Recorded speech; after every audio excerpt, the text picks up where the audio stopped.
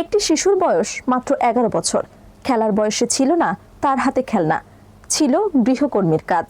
আর সেই কাজের বিনিময়ে পেতে হয়েছে অমানবিক নির্যাতন।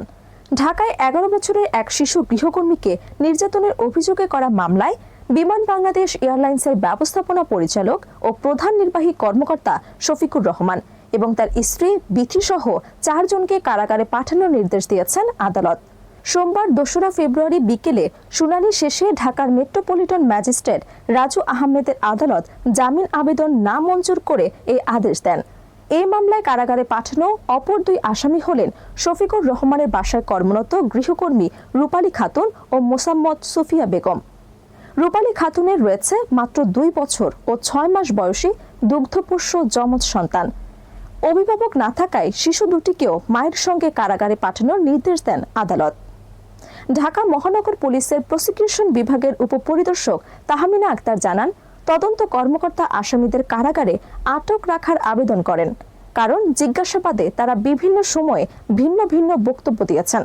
জামিনে মুক্তি পেলে মামলার তদন্ত বাধাগ্রস্ত হওয়ার আশঙ্কা রয়েছে। এই ভয়াবহ ঘটনার শুরু একটি ফোন কল দিয়ে। গত 31 জানুয়ারি শিশুটির বাবা গোলাম মোস্তফাকে ফোন করে জানানো হয় তার মেয়ে ভয়াবহ অসুস্থ। মেয়েকে নিয়ে যেতে বলা হয়, কিন্তু বাসায় গিয়ে গোলাম মোস্তফা দেখেন এক ভয়ঙ্কর দৃশ্য। তার মেয়ে 2 হাত সহ শরীরের বিভিন্ন স্থানে গভীর ক্ষত। শিশুটি ঠিকভাবে কথাও বলতে পারছিল না।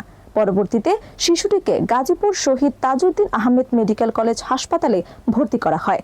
সেখানে শিশুটি জানায় ওই বাসায় তাকে নিয়মিত মারধর করা হতো, এমনকি গরম খুন্তি দিয়ে তার শরীরে ছ্যাঁকা দেওয়া হতো। একটি শিশু যার অপরাধ শুধু দরিদ্র পরিবারের জন্ম নেয়া। এই ঘটনা আবারও প্রশ্ন তুলেছে, আমরা কি আমাদের শিশুদের নিরাপত্তা দিতে পারছি? আইনের কঠোর প্রয়োগই পারে এমন নির্মমতা রুখে দিতে, এমনটাই বলছেন মানবাধিকার কর্মীরা।